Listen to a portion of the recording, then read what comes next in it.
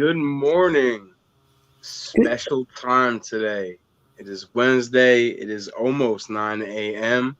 I'm TJ Spitter. This is Spittin with Spitter. Before we get the show started, I just want to shout out some sponsors. First and foremost, Lehigh Vape. They are located at 822 Nazareth Pike. You can go there for all your vaping needs. Technical difficulties. There we go. Again, that's Lehigh Vape. They're located at 822 Nazareth Pike. They have juices, hardware. They have the disposables. You want to quit smoking, or if you're already a vapor, go there. Tell them TJ sent you. They'll take care of you. For all your pest control needs, go into the little Facebook search box. Type in wall-to-wall pest control. Contact Chuck Rockmore. Tell him TJ sent you from bees, bed bugs, rodents, roaches, all the above. Wall-to-wall pest control. They're also on Instagram, wall-to-wall pest control .services.com. Chuck Rockmore, tell him TJ sent you. Now, my guest, every time I'm at an addiction event anywhere in the area, I see this woman. And I believe we met. You were at the Warren County Community College the night I spoke there, maybe? Mm-hmm. Yep. And we that was our introduction, and we spoke about recovery. And you guys have been nothing but supportive of me and vice versa ever since. Let me introduce Debi Natale to the show. Debi, how are you this morning? Thank you very much for coming on. I'm very honored and humbled that you're here. Thanks, TJ. I'm really glad to be here, and I'm doing good this morning, so thank you. No problem. Now, you're not an addict yourself, right? So the people that I have on are usually either in addiction, in recovery, some walk of that area. Mm-hmm. So you are an advocate in the addiction community. So I would like, now I know bits and pieces of your story and how you got here, but if we could start from the beginning and you could tell me how you got here, that'd be great. Okay. Stop me anytime, or if you have any questions, it's fine. You can, ask me. So my husband and I moved up to Warren County. We're from Plainfield. I grew up in Plainfield my whole life. We were married there. I know the drugs, the heroin from Plainfield from the 60s and 70s. We moved up here, and we have 4 kids, and 3 boys and a girl, and just your normal, average family. My kids played sports. Addiction really affected my youngest son, Frankie. And he's definitely, his passion is music. So he took music lessons. He taught himself how to play the guitar, wrote music, played every sport in school, was voted in 6th grade, the class clown, always seemed like his mental health was really good. But we knew, as in his teenage years, he started smoking pot a lot, and was drinking. And we just thought, it was a normal thing. Addiction, unfortunately, does run in my family. So we definitely have the genetic factor. My father's father was an alcoholic. I lost my nephew, my older sister's son, to an OxyContin overdose when he was 27. My older sister herself has been addicted to prescription pain pills for most of her adult life. She does have pain for different ailments, and she's still taking them now, but I don't know how controlled it is because she lives in a different state. So anyway, we were concerned for Frankie, when this started happening. And I always thought we are a very close-knit Italian family. We're in each other's faces. We kiss hello, we kiss goodbye. We ask or talk about everything. There's no subject that's like taboo that you're not allowed to say. Right. But we never heard that there was heroin, that there were people doing pills in the schools here. And he was my youngest. So they obviously were, but we didn't know it. Right. So we all kinds of stuff started happening, and we weren't really sure what his problem was, but we all knew something was going on. And he was living here, and then he was living in Philly, but a friend of ours kept on saying he would see him up here at nighttime. And we're like, why the hell is he coming to Warren County when he lives in Philly? And we found out he was coming up here to buy drugs. But the way we found out is my oldest son called us all over around 10 o'clock at night. He called us and said, you and Daddy have to come over here. We know what's wrong with Frankie now. And Mom, it's not good. And I started crying because I knew it was going to be bad and I didn't want to know. Because you go with your gut, and we knew something was seriously wrong, but you don't want to face it because you know your life is going to be forever changed as well as your child's. So we went over and they told us that Frankie had been using heroin for a while and he couldn't stop, the whole thing. I literally, at that time, I am a person that, thank God, I felt God in my life when I was like 13. And I feel now that he actually was preparing me to have a relationship with him before I really knew I needed a relationship with him. And I'm very thankful for my faith and for that love of Jesus. But so we did everything we thought we were doing. We thought, we sent him to rehabs and he would go, he'd come home. We felt that, especially me, that I was so close to him that I was a really good mother, that I'd be able to help my son, not realizing they need to help themselves. And it had really nothing to do with what we could do for him, except to love him and encourage him and tell him he could do it. Right. So many years went by with that. He went into, he was probably in 6 rehabs, and we brought him home every time. And within a week, we'd have drug addicts in our driveway. Drug dealers in our driveway at 3 o'clock in the morning. My husband, I can't tell you how many times, ran outside in his underwear with the baseball bat and would have, I don't know what would have happened if the people hadn't pulled out in their cars before he got to them.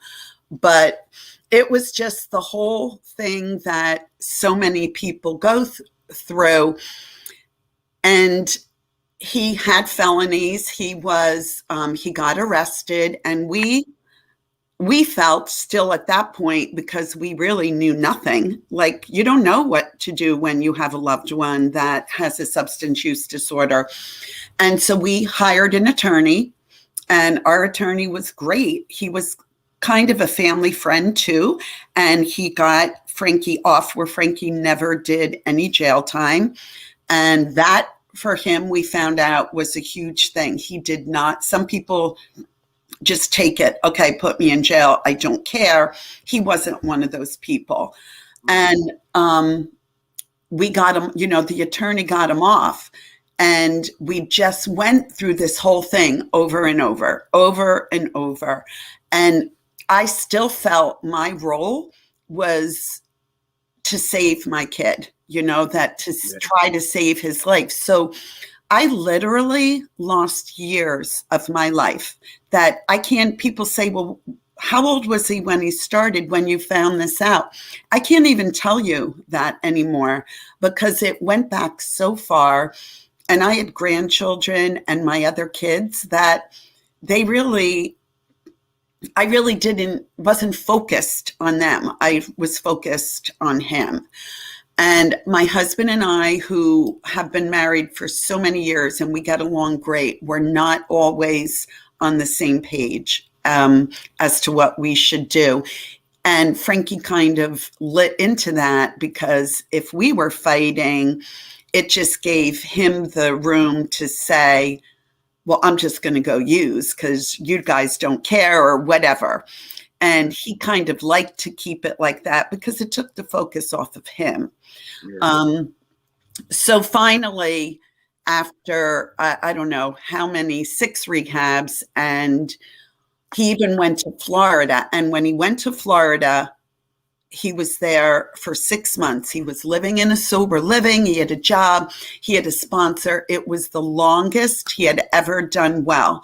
And the lovely probation team called him back, and he thought we had sent all his stuff to Florida, and he had to come back for a weekend for court, and probation would not let him go back. And it was like, I called, my husband called, our attorney, and nothing. They were like, nope, he's got to stay here. And when I'm telling you, I mean, I get it. When you steal from somebody money, it's something, but he was not good at what he did. Like, he took 2 checks from his really good friend, but he wrote them out to himself. Like, it's not like he was trying to not let anybody know. So, to make a long story short, his last time he got arrested, my husband said to him, I'm not getting you out of jail. Like, we've been trying, we've been doing this. We love you unconditionally, but we don't know what to do, and what we're doing isn't working. And my son begged him my husband said no for 4 days. And the 4th day he called. But the first thing was, we called the attorney first when he got arrested this time. And he called me and he said, Debbie, I can't help Frankie anymore. And I'm like, what do you mean? Like, you're my salvation. I know if I make a call to you, I don't have to worry about it. Like, you're going to take care of it. And he said, I realized that by me helping him all this time is I'm actually keeping him where he's at or making him go worse. And I care about your family and I can't do it anymore. And I was so mad. I wrote an email to him and it wasn't really nice. And usually sometimes when you're really mad or pissed, you like write something down just to get it out of you and you don't send it. Right. I should have done that, but I didn't. I sent it. So back to my husband said, okay, I'll get you out of jail, but this is the deal. You have to get into long-term treatment within 24 hours. And we love you so much that you can't come back to our house to live, because our house and the Warren County is not a place of recovery for you. Yeah. So he agreed and he did it. He went into Seabrook. He still was under our insurance at that point. And he stayed there for a month. And they felt he needed longer treatment. And this new place had just opened in Monmouth County in Eatontown called Advanced Health and Education. They're still there today, but under different owners. And they took him, and it was literally the 10th day that they had been open. So he was one of the first ones that ever went there. And he stayed for 50 days. The people that had come in, really, his counselor was wonderful, and they kept him there. And the whole time, all his things for court were now coming up, and they just kept on postponing them, which actually helped him in the long run. But that was Frankie's. He did do drug court. After that, he got out of there and did IOP. He went into an Oxford house, didn't like the first house for whatever reason, went into a more structured sober living, and just celebrated October 22nd, 9 years totally substance free. So that's the hit right there. Like, that as a parent and as an addict in recovery, I know both, like, it fills my heart to hear a story and then the clean time hope shot at the end. Mm-hmm. Tell Frankie I said congratulations. I will. Thank you. But now you are a couple questions, right? So a parent comes up to you. Their child is abusing drugs. They don't know what to do. They come to you and ask you for advice. What type of advice are you giving them? Well, we always first, okay, how long has it been going on? What's the drug of choice? Where do they live? Da, da, da. We do the background. But then to them, because I realized in me that I would talk to Frankie. I was telling him things. I wasn't listening to him. And that is one of the most important things, because they may know what started, and it doesn't even matter why they started. You got to take them for where they are right there and what's going on in their heads, what's going on, what are they willing to do? Are they willing to even, they don't know me, they don't know my co-director, Helen, but are they willing to talk to us? Like we'll pick them up and bring them in the office. We'll do whatever it takes to get a conversation. And we do the same thing because most parents that really, especially if this is their first take with somebody that they loved with substance use, they do exactly what I did or Helen did for years and years, and they're not helping them. So we start with support to them, and then try to get a conversation with their loved one that we can talk to and see where we can meet them at and get them into treatment.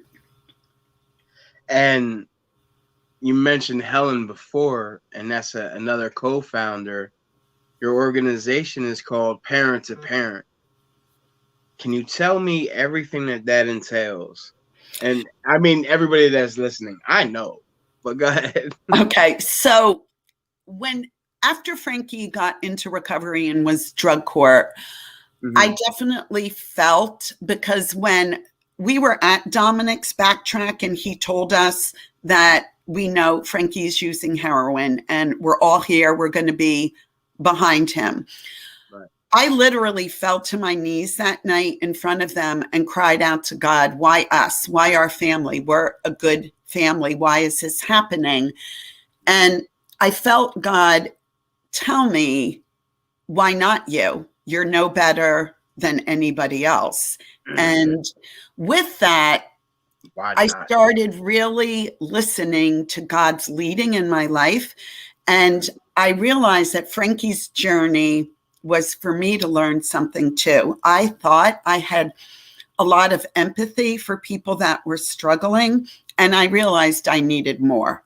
So with that, I took my own experiences of not knowing what I was doing and doing all the wrong things. And I never had anybody to talk to about this. I felt like I was alone in Warren County dealing with this because you didn't hear of it.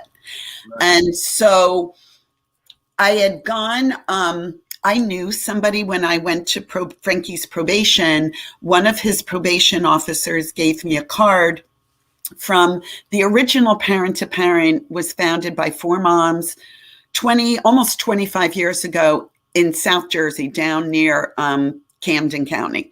And they 3 of them lost their sons that long ago to a heroin overdose. And they started something, and Frankie's probation officer gave me one of their cards. And I had called her before he got into long-term recovery or any kind of recovery for real. And she really helped me with him and his girlfriend. So I've always said, when I was evolving through all of this, that this is what I wanted to do. I wanted to bring something back to Warren County and help the families, help the spouses, help the boyfriend or girlfriends of these people that were struggling. And I started, I met this guy that was a councilman from Flemington, Hunterdon County. And he had a loved one that was a heroin addict, a daughter. And he put his story in the newspaper, and I read it, and I messaged him at like 11 o'clock at night. And within minutes, he called me, and we became huge friends and advocates, and we would meet together. And Hunterdon had a coalition I never knew Warren County did. And we started going to things, and I went to this coalition meeting, and it was the first time I ever stood up and spoke out and said I was the mother of a heroin addict to the public. And I didn't know. There was like 50 people at this meeting. Yeah. And I was thinking, why the hell are there so many people here? You know, but I felt like I was supposed to say, well, it was a special meeting, and all these people were from agencies, like from Tri-County. Right. And I said, I'm here because I'm the mom of a heroin addict, and I want to start giving back and helping people. And I literally felt the people like back up from me. Seriously, I really did. And there was a woman that sat next to me that put her arm around me and hugged me, and somebody from Sussex Coalition that came up to me. And of course, Mary Jo Harris, who worked for the coalition, she did. But I wasn't really accepted. Nobody said, you know, I'm sorry. Nobody said any of this stuff, and it made me want to give back more. So I met Helen. I was asked to speak on a panel at the college, and it was my first time with the prosecutor, the police, somebody from drug court, and I shared my story. And I believe, but I'm not even sure, Frankie was in very early recovery at that point. And Helen was there because she had just lost her son recently to an overdose. And she stood up and said some things and some questions. And I went up to her afterwards and said, you should come to a coalition meeting with me. Let's talk. Let's do something. And she had known Cass, who was the founder of Parent to Parent, from a grief meeting. And we just got together and we started doing support for loved ones. We didn't have an office. We had zero money, no paychecks. We were just giving back because we wanted to save lives and help the people not go through what we were going through. So that's how we got started. And that was 7.5 years ago. It's amazing. That's amazing. Now, what services does Parent to Parent provide? So we evolved from support meetings. We did get an office because we are a 501c3. We kind of piggybacked off the South Jersey Parent to Parent when we first started, but people that helped us here, an agency wrote and got the papers for us to become our own 501c3 so we could go after our own county grants and different things.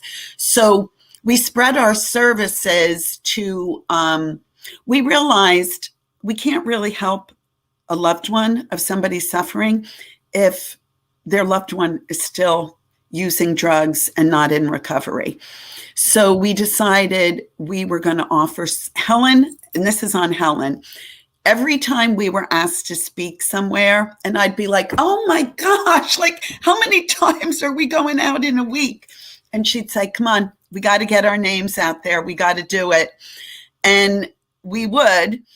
And so we met people. We went to agencies. We met people. We got contacts at places that we loved what they were doing. So we had a place we could send people. We did the same thing for detox. You know, we talk and we do it. So we do the CLEAR program now, which is Community Law Enforcement Addiction Recovery. So on Tuesdays and Thursdays, we have detox beds held for us. Unless it's later in the day, then it might not be till the next day we can get somebody in. But so we can get them into treatment right away. We have drivers now that we provide transportation. If they have nobody that can get them there, we will definitely pay and do that for them. We totally believe, because of what happened in our own lives, in sober living after rehab. And we, if needed, and that we can, we will pay the partial payment to get them in sober living. And that's one area we are very particular about where we place people. But my son went to sober living in Monmouth County, and for 9 years he's lived in Monmouth County. He actually works in Asbury Park doing sound. He's around drugs all the time, but for him, it's a place of recovery. And we know that the people that do that are more successful. So we do that too. In 2020, we acquired a van, and we got that van, a 2020 van, on all donations from people that have believed in us, and a very generous benefactor that had a trust fund that gave us some money. And we take that van out all throughout the county. We do Narcan trainings. We have any info that somebody would need to get them help. We actually now have a counselor with us at the office, and she comes in certain days. She will meet with people and help them and help us. We do a lot. There's really... It's amazing. It's amazing work that you guys do. If nobody's told you today, I'll tell you, because I've seen it firsthand, and I think you guys are doing a great job. How can somebody reach you guys? Is there a phone number? I'm unprepared this morning. I'm not gonna lie. I would throw it up on the screen. No, that's great. Fine. Our office number is 908-223-1951. Okay. And they can call us. They can go on Parent to Parent. So our real full name is Parent to Parent Addiction Services, because we had to break off from the other Parent to Parent. So we have a website. Everything is on it. We have a Facebook page. It's Stop Heroin. And you just ask to join, and you will see. I should know what it is. Hold on. I'll want to tell you. Stop Heroin NJ/parent2parent. And you just ask to join, but we post a lot of stuff there and on our website. We just moved, actually. So our office is in the Good Impressions building right on 57 in Washington. It's right across from... or down a little bit from the Quick Check and Enzo's Pizzeria. And we were in the back of the building, and we just in October moved to a larger building, or a larger office in the front of the building. So the double doors, when you're driving by, that's our main door. We do have a parking lot in the back, and you can come up the stairs and get in our back door that way. But it's enabling. We really want to do stuff to reach the recovery community and have a place. You know, everybody's mental health these days is challenged. Everybody's. And we want a place where if they need help doing something on a computer, or just a computer to use, they can come in. If they want to just sit there and talk to a recovery coach and get a cup of coffee, or just sit and have a cup of coffee, they can come in and do that. So all of this is in the works, and we'll be really bringing it full round in the new year. And you guys are looking for recovery coaches, correct?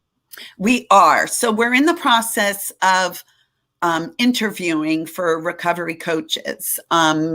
You have to be at least minimum 2 years steady in recovery. Feel that you have the compassion and the want to give back and help somebody else. And we're just, if we give us a call, an email, we will definitely set up an interview with anybody that's interested. It's amazing. It's absolutely amazing. Deb, thank you so much for the service that you provide for the community and coming on here and sharing your story. I appreciate it. Is there anything you want to ask me before we go? Do you want a recovery coach? No. Now, I can't really, I'll never say no to recovery. I'm not, but I mean, I'm not. TJ, anytime you feel you want to speak out, we do so many things. We love you. We love your story. We love who you are and what you represent. So, I mean, anything good you say about me, I'm giving back even more to you, because you're the one. I'm a bystander that took my son's journey and used it to give back, but you lived it. You guys are the heroes. I am just happy to be here. It's truly God's good grace and mercy on me. Amen. That I'm even fortunate enough to have these conversations and spark these conversations with people that really don't have the knowledge about addiction, right? So I'm just happy to be here, man.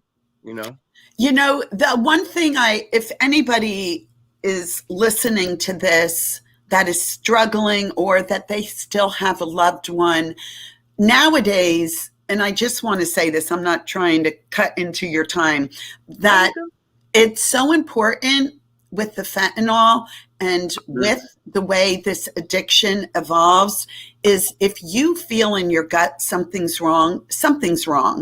And please, I know I put off addressing it for so long, and Frankie will even tell you now, he is so thankful if he had to be a heroin addict at some point that he was when he was, before fentanyl was as big as it is right now, because you can't wait. You can't expect your loved one to hit rock bottom. There is no rock bottom. It's death. Yeah. And it's so unfortunate. And every phone call I get about it, or every case that I read about it, it's always fentanyl. And it's like, you don't know what you're getting out there. Exactly. I can't stress that enough. You do not know what you're getting. And there is language that people can use to help steer their loved one into choosing recovery, because we all know, okay, they have to want it, but you can do things to help motivate and steer them. So anytime somebody reaches out to us, we answer every single phone call, always. We never, ever will leave anybody hanging. Right. That's amazing, man. I appreciate what you guys do so much. Thanks. That was Debi Natale sharing addiction, recovery, and parent to parent on Spittin with Spitter. I just want to thank you again for coming on. I also want to thank your partner, Helen. You guys are nothing but great to me at all times, and I appreciate that. Thanks. She gave you guys all the information that you would need to find her. I'm going to find the link when I get off the show here, and I'm going to post it on my page so that if anybody has any questions, they can reach out to you guys.